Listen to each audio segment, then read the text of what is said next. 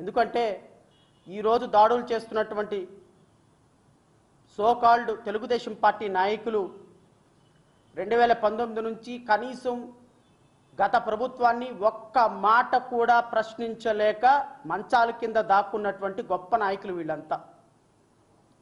ఈరోజు టీవీ డిబేట్లో రంకెలేసి అరుస్తున్నటువంటి నాయకులందరూ కూడా కనీసం గత ప్రభుత్వం చేసినటువంటి అమానుష చర్యలని ఫేస్బుక్లో కామెంట్ పెడితేనే తీసుకుని వెళ్ళి లోపలేసిన సందర్భాల్లో ఇది ఏంటి అని మాట్లాడినటువంటి నాయకులు కూడా ఎవ్వరూ లేరు.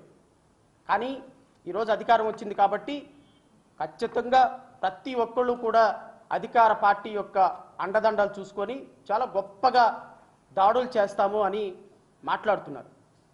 నేను జై భీమరావు భారత్ పార్టీగా మా పార్టీ తరపు నుంచి నేను ప్రభుత్వానికి ఒకటే అప్పీల్ చేస్తున్నా.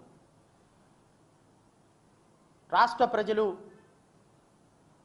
అద్భుతమైనటువంటి మెజారిటీ ఇచ్చారు. మీకు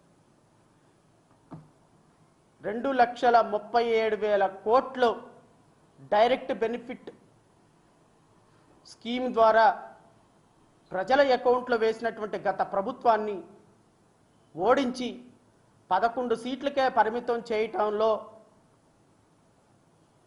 కారణాలు ఏంటి అనేది ఒక్కసారి మీరు విశ్లేషణ చేసుకోమని కోరుతున్నా. ఈ విజయం ఒక రోజుతో వచ్చిన విజయం కాదు. 2019లో ఈ గత రాష్ట్ర ప్రభుత్వం చేసినటువంటి అప్రజాస్వామిక చర్యల ఫలితంగా ఆ రోజు డాక్టర్ సుధాకర్ అంశంలో నుంచి పడిన బీజం 26 ఎస్సీ ఎస్టీ పథకాలు రద్దు చేసిన విధానం కావచ్చు, ఎస్సీ ఎస్టీ సప్లా నిధులు మళ్లించిన విధానం కావచ్చు, దళిత బిడ్డల మీద 246 అమానుషమైనటువంటి సంఘటనలు కావచ్చు, వీటన్నిటి మీద నేను పదే పదే అప్పుడున్నటువంటి గౌరవ ముఖ్యమంత్రి జగన్మోహన్ రెడ్డి గారిని ఎన్నోసార్లు రిక్వెస్ట్ చేశాను.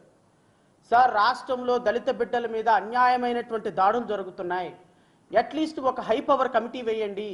ఆ కమిటీ వేసి ఎందుకు దాడులు జరుగుతున్నాయి, దాడులు జరిగినటువంటి వ్యక్తులను ఎలా అరెస్ట్ చేసి లోపల వేయాలి, వాళ్ళకి ఏ విధంగా వాళ్ళకి కాంపన్సేషన్ ఇవ్వాలి, ఒక దిశ పోలీస్ స్టేషన్ ముందు అరెస్ట్ చేసి రోడ్డు మీద వదిలేసి 10 మంది రేప్ చేసినటువంటి ఒక పాపకి ఇంకా న్యాయం జరగలేదు, దాని మీద ఒక కమిటీ వేయండి. ఎస్సీ ఎస్టీల సమస్యల్ని అడ్రస్ చేస్తున్న మీరు దీన్ని అఫర్మేటివ్గా ఒక కమిటీ రూపంలో అడ్రస్ చేయండి అని ఎన్నో రిక్వెస్ట్లు చేశాం. బట్ పట్టించుకున్న మానాన్ని పోలా. ఎన్నో వందల దాడులు జరిగినప్పుడు ఒక్కసారి ముఖ్యమంత్రి గారు వచ్చి సందర్శించండి అయ్యా. మీరు ముఖ్యమంత్రిగా వస్తే దాడులు ఆగుతాయి, భరోసా దొరుకుతుంది. ఆ కుటుంబాన్ని పరామర్శించండి.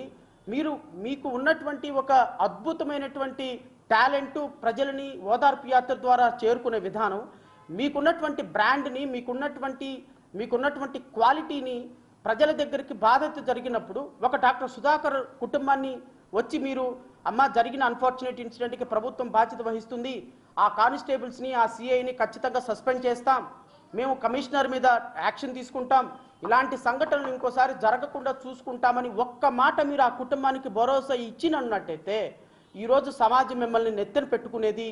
గౌరవ ముఖ్యమంత్రి అప్పటి ముఖ్యమంత్రి జగన్మోహన్ రెడ్డి గారు ఎన్నోసార్లు రిక్వెస్ట్ చేసినా మీ కంటికి కనిపించలా, మీ చెవులకి వినిపించలా.